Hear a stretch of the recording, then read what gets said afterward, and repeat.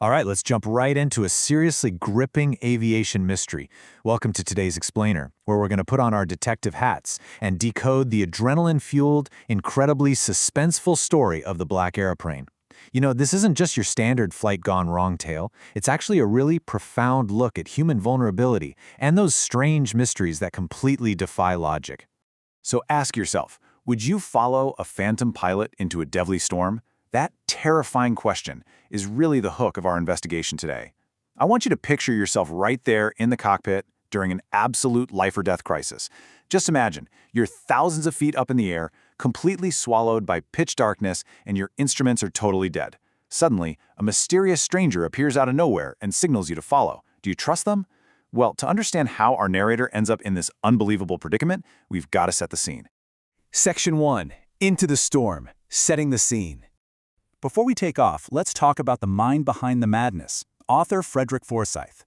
Born in England back in 1938, Forsyth isn't just some writer who tried to guess what flying feels like. He was actually a pilot in the Royal Air Force. Famous for heart-pounding thrillers like The Day of the Jackal, he literally uses his own first-hand aviation experience here. That's exactly why the terrifying failure of the aircraft's instruments in the story feels so incredibly dangerously real. He builds this authentic tension that will literally make your palms sweat. Now let's check out the exact flight conditions he sets up for us. We've got a confident, experienced pilot taking off from Paris, heading toward London in an old Dakota aeroplane. Sounds like a totally routine trip, right? But the environment turns on him fast. We're talking a pitch-black night, and suddenly he's flying straight into some severe, incredibly dangerous weather. This setup perfectly isolates our narrator. Forsyth systematically strips away every single safety net, step by step, building absolute suspense. Out there, it's just him, his machine, and this massive, uncaring sky. Which brings us to Section 2, the flight path, a routine trip. Take a look at this incident timeline. Notice how it perfectly mimics that escalating feeling of panic? In the exposition, he departs Paris. Then boom, the rising action hits. A massive storm completely blocks his path. We hit this terrifying crisis point, where his compass and radio, literally his only lifelines to the ground, just die, completely stop functioning. Then we reach the climax.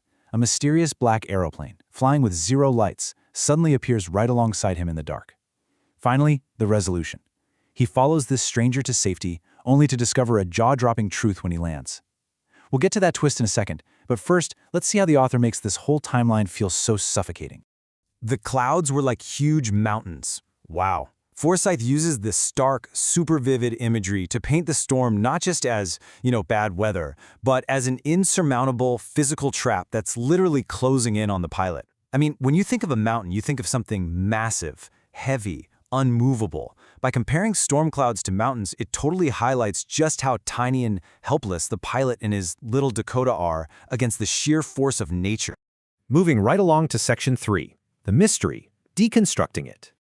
Okay, comparing these two planes reveals a really fascinating dynamic. On one hand, we've got the narrator's Dakota. The compass is dead, the radio's dead, the fuel tank is running dangerously low, and our pilot is completely lost and terrified. It is a grim, harsh mechanical reality. But then on the other hand, we have the Black Aeroplane. It has absolutely no lights, which, by the way, is incredibly dangerous and highly unusual, yet it navigates flawlessly through this violent storm, and its pilot just confidently signals to follow. Seeing them side by side like this shows a stark contrast between human limitation and something almost supernatural. The Dakota is all about our fragile reliance on technology, while the Black Aeroplane is this impossible perfection. And that naturally brings us to symbolism. Symbolism is simply the use of symbols to represent deeper ideas or qualities.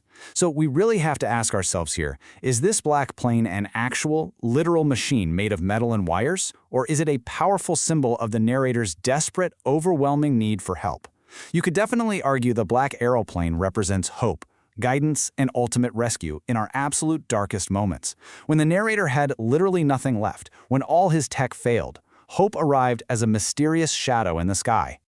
Let's dive deeper in Section 4, Analyzing Evidence, Themes, and Lessons. If we look closely, there are 3 crucial moral lessons woven right into this thriller. First up, mystery and the supernatural. The evidence here is that the plane appears and vanishes without a single trace. What does that mean? Well, it suggests that some events just completely defy logical explanation. Next, we have courage and trust. Think about it. The pilot blindly follows a total stranger into a deadly storm. Why does that matter? Because survival often requires taking a massive leap of faith into the unknown.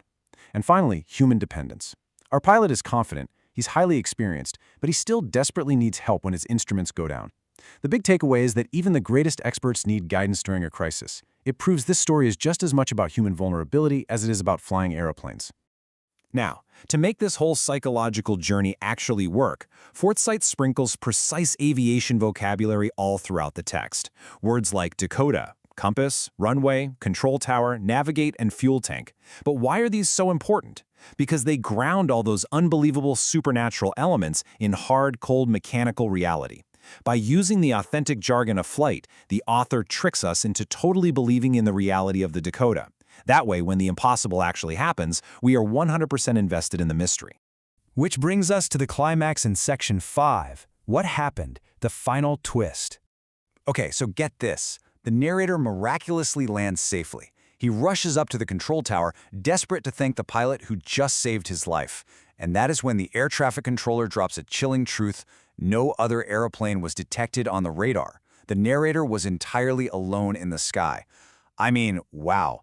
This is the ultimate twist that just leaves you reeling. It totally transforms what seemed like a simple rescue mission into a completely unsolved psychological puzzle. How in the world did he land? And who or what was he following? And that leads to a really fantastic critical thinking question for all of us.